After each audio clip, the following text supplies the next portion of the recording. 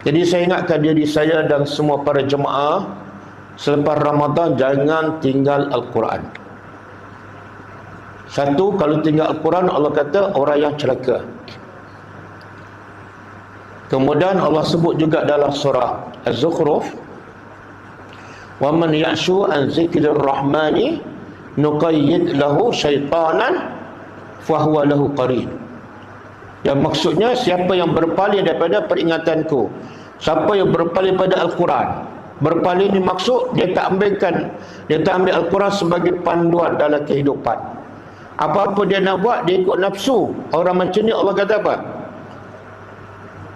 Nuqayyid lahu syaitanan. Kami ambil syaitan, kami ikat bersamanya, sehingga syaitan tu menjadi qarin, kawan baik dia. Kita tahu bulan Ramadan syaitan dirantai. Syaitan dirantai.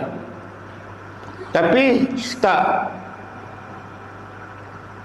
bila syaitan akan keluar balik? Bebas, merdeka. Bila tu?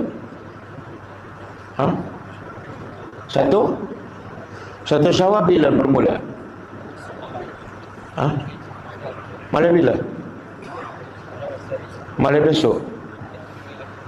Kita nak raya Jumaat ke nak raya Sabtu? Ustaz, kalau boleh nak raya awal lah.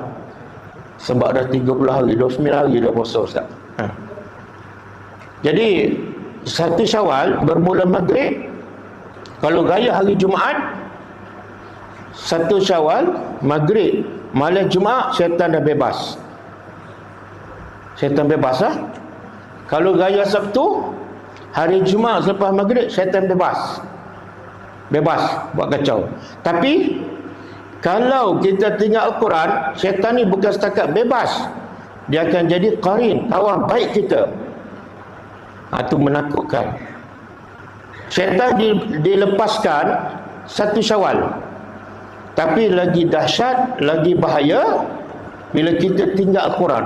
1 Syawal tak baca Quran, 2 Syawal tak baca Quran, 3 Syawal tak baca Quran, seminggu.